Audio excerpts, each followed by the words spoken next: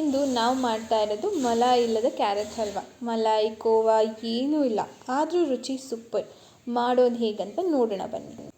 ಬೇಕಾಗಿರುವ ಪದಾರ್ಥಗಳು: ಅರ್ಧ kg ತುರಿದಿರೋ ಕ್ಯಾರೆಟು, 4 ಟೀ ಸ್ಪೂನಷ್ಟು ತುಪ್ಪ, 150 ಗ್ರಾಮ್ ಸಕ್ಕರೆ, ಸ್ವಲ್ಪ ಡ್ರೈ ಫ್ರೂಟ್ಸು, ಏಲಕ್ಕಿ ಪುಡಿ.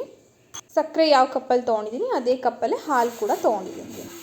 ಮೊದಲು ಒಂದು ಬಾಣಲಿಯಲ್ಲಿ 4 ರಿಂದ 5 ಸ್ಪೂನಷ್ಟು ತುಪ್ಪನ ಹಾಕ್ತಾಯಿದ್ದೀನಿ. ತುಪ್ಪ ಜಾಸ್ತಿ ಹಾಕಿದಷ್ಟು ಜಾಸ್ತಿ ರುಚಿಯಾಗಿರುತ್ತೆ, ಹಾಗಂದ್ರೆ ತುಂಬ ಹಾಕಕ್ಕೆ ಹೋಗಬಾರ್ದು.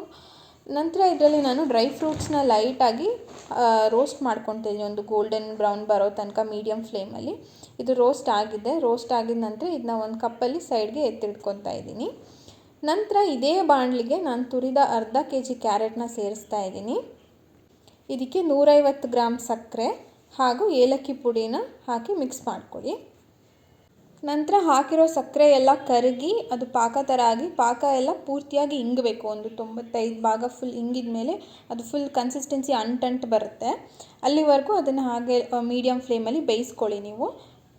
ನಂತರ ಇದಕ್ಕೆ ನಾನು 1 ಕಪ್ ಹಾಲನ್ನ ಹಾಕ್ತಾಯಿದ್ದೀನಿ. ನಾನು ಯಾವ ಕಪ್ಪಲ್ಲಿ ಸಕ್ಕರೆ ಮೆಷರ್ಮೆಂಟ್ ತೊಗೊಂಡಿದ್ದೆ ಅದೇ ಕಪ್ಪಲ್ಲಿ ಹಾಲನ್ನ ಸ್ವಲ್ಪನೇ ಹಾಕ್ಕೊಂಡು ಆ್ಯಡ್ ಮಾಡ್ಕೊತಿದ್ದೀನಿ. ಇದನ್ನು ಇವಾಗ ಒಂದು ಕ್ಯಾರೆಟ್ ಇದರಲ್ಲಿ ಬೇಯೋದಕ್ಕೆ ಬಿಡಬೇಕು. ಮೀಡಿಯಮ್ ಫ್ಲೇಮಲ್ಲೇ ಇಡಿ. ಒಂದು 10 ನಿಮಿಷ ತೊಗೊಳುತ್ತೆ ಯೂಶ್ವಲಿ.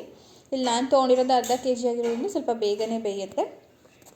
ಇದು ನೀವು ಎಲ್ಲಿವರೆಗೂ ಬೇಯಿಸಬೇಕು ಅಂದರೆ, ನಂತರ ಸೇಮ್ ಇದು ಕೂಡ ಹಾಲೆಲ್ಲ ಫುಲ್ಲು ಇಂಗಿಬಿಟ್ಟು ಕನ್ಸಿಸ್ಟೆನ್ಸಿ ಫುಲ್ ಅಂಟು ಬರಬೇಕು. ಕ್ಯಾರೆಟ್ ಹಲ್ವಾ ಮಾಡಿರೋದು ಆ ಪಾತ್ರೆನ ಬಿಡಬೇಕು. ಹೀಗೆ ಸೌಟಲ್ಲಿ ನೀವು ಹಿಂಗೆ ಮಾಡಿದಾಗ, ಇಲ್ಲ ಕೈಯಲ್ಲಿ ಹಿಂಗೆ 2 ಬೆರಳಲ್ಲಿ ಹಿಂಗೆ ಮಾಡಿ ನೋಡಿ, ಅದು ಅಂಟ್ತಾ ಇದೆ, 2 ಸ್ಟಿಕ್ಕಿ ಕನ್ಸಿಸ್ಟೆನ್ಸಿ ಬಂದಿದೆ ಅಂದರೆ ಅಲ್ಲಿಗೆ ನಿಮ್ಮ ಕ್ಯಾರೆಟ್ ಹಲ್ವಾ ರೆಡಿ ಅಂತ.